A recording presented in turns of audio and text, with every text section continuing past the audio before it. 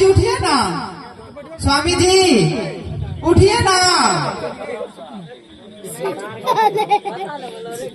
बहन देखो अपने स्वामी जी ना उठ रहे हैं। क्या नहीं उठ रहे? उठाओ अपने स्वामी जी को।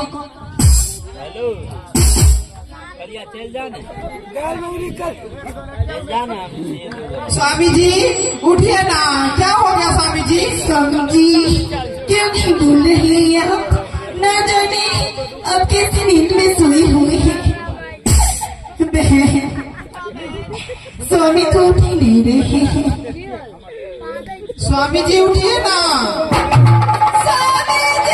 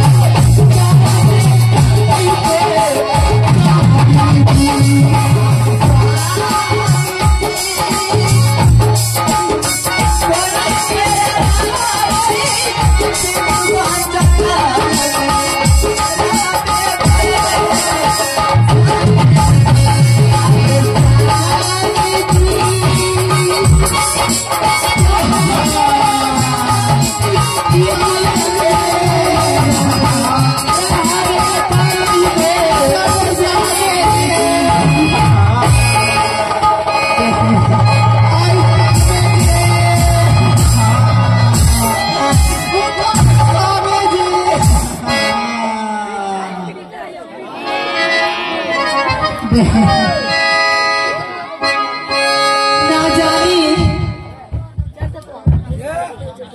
कौन दुष्ट मेरे स्वामी को मार दिया। उसका सिर्फ अकेला ही था तो पूरा दिशा खेल लेता, लेकिन इस दिशा में मेरे स्वामी ही मिले थे मुझसे।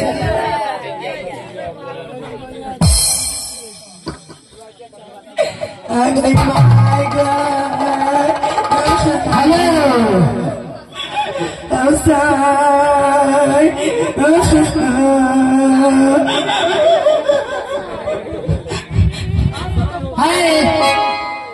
बेचारी तुआर के सब छो। हाँ हमरा शिकार लगन के सब तुआर बैठल छो, शिकार मार दिए हमें तुआर बाटे चाहे छो, हमार शिकार से हट जा।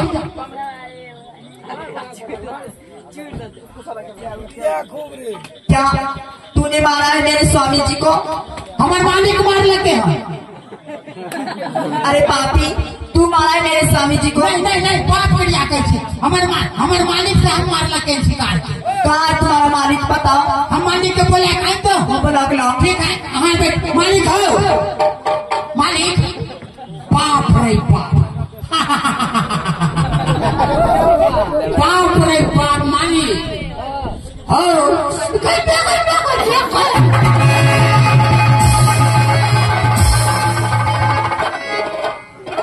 मालिक। अरे बताओ कुछ तो। हमें तो बतेबो कि तोरे तोरे ने पूछ के मरे छी। क्यों? और बाप रे बाप 7 गो माल थे, 7 गो माल है? हाँ हो 6 गो तो किसका तुम माल कहता है बेहुदा? गाय है आगे भैंस है।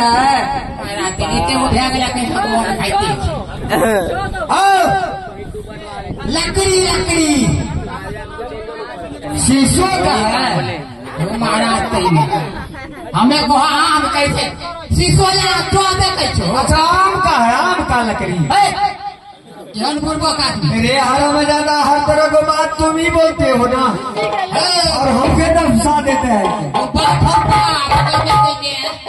ऐसे कोलकल हो गया है। हमरा देह घुरघुराई छ। तो दवाई काहे नहीं लिया तुम? जा तू तो कोनो ढंग के आदमी नहीं छो महाराज। साफ साफ बोला करो बेहुदा। हो मानी हाँ 7 गो औरत छे 7 गो। हे बेहुदा तो ऐसे ही बोलता। मानी एक काम करबो क्या? 3.5 गो तू लेना 3.5 गो हम लेंगे। अच्छा बताओ, मनुष्य के तोड़ कर को बांटेंगे? ठीक है तू 3 गो लिया 4 गो खानी देख ले। ये बात है। हाँ हाँ अच्छा उसको हुआ क्या? अब से हमें नहीं जाने छियो। जाओ पूछो। बेचारी हैया हमारे मालिक तेरे मालिक से पूछ तोड़े को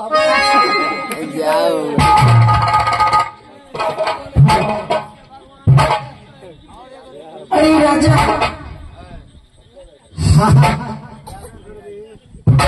ओ राजा, आप ही मेरे स्वामी जी को मारे हो। आपको स्वामी को तो नहीं मारे हैं, मैं तो शिकार मारे हैं। शिकार नहीं है, ये देखो बिजूवन जंगल में 700 मिर्गनी में एक मिर्गा है, वो मेरे स्वामी जी है। हरामजादा, मारने को बखत कहा जो हम मारे हैं। आप ही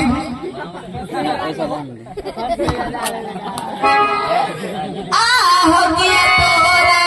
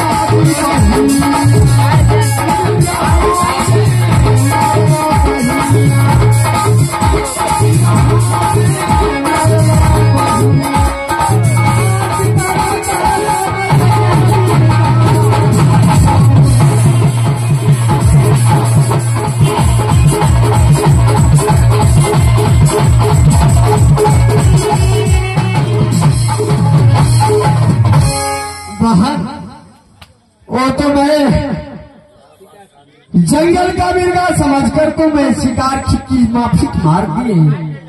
बहन हमसे गलती हुआ, क्षमा कर दो बहन। देखो देखो, तू जैसे मेरे पति को मार डाले हो, वैसे मैं तुझे 700 मिर्गनी तुझे शराब दे रही हूँ। नहीं नहीं बहन, ऐसे मत करो, ऐसे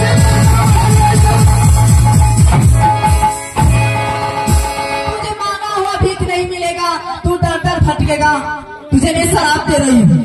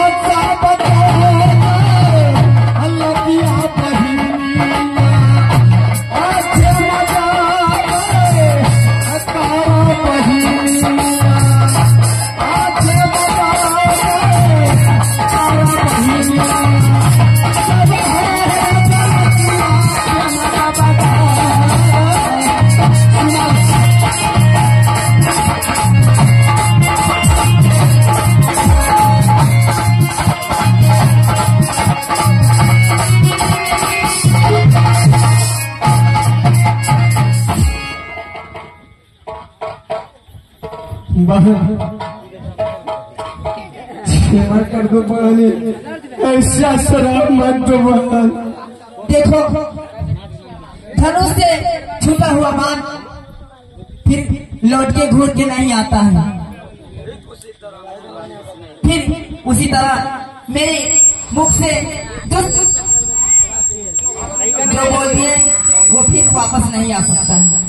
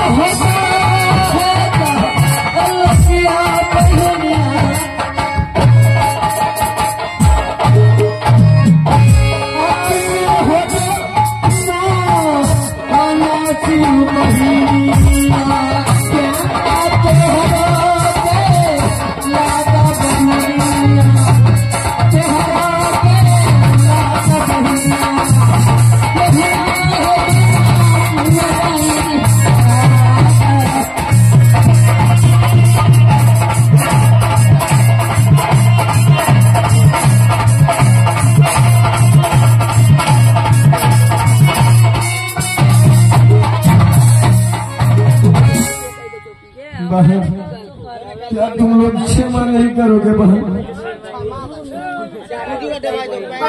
कभी नहीं।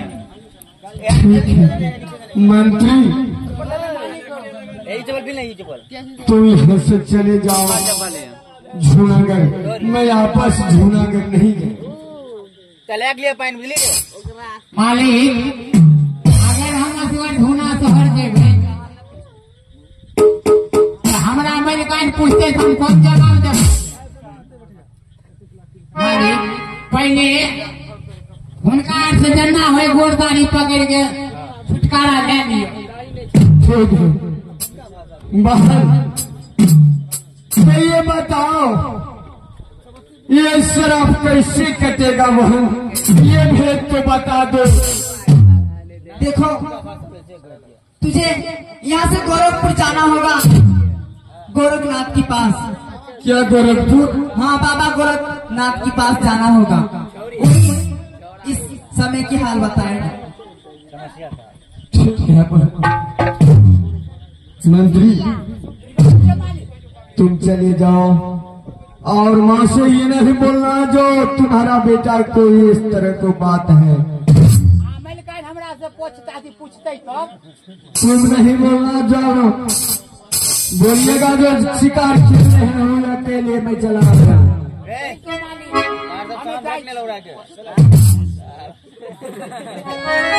आहो बेटा चल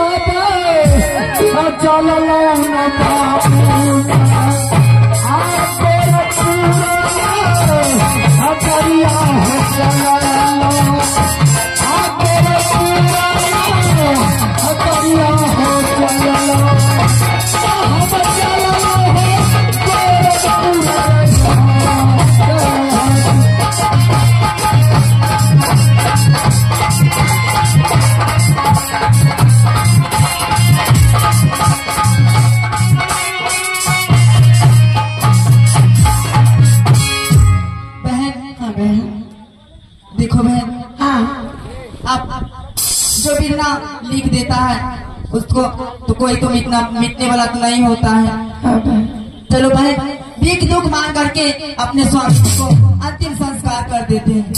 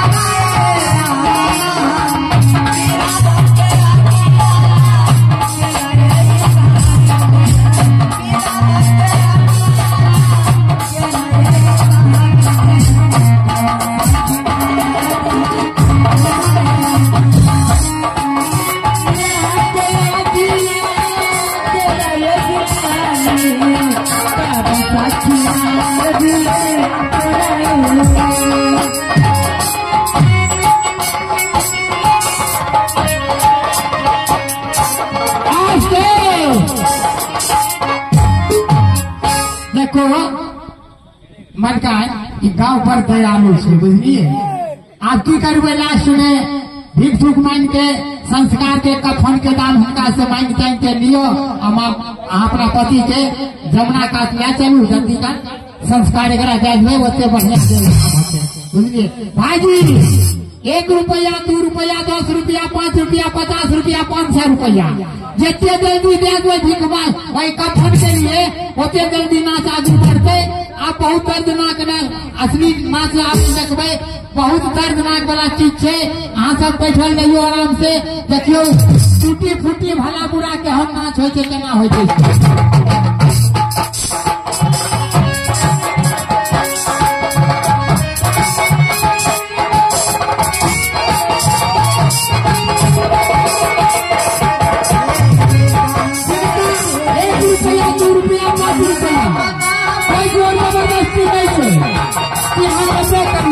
किसी से बाहर कर लिया।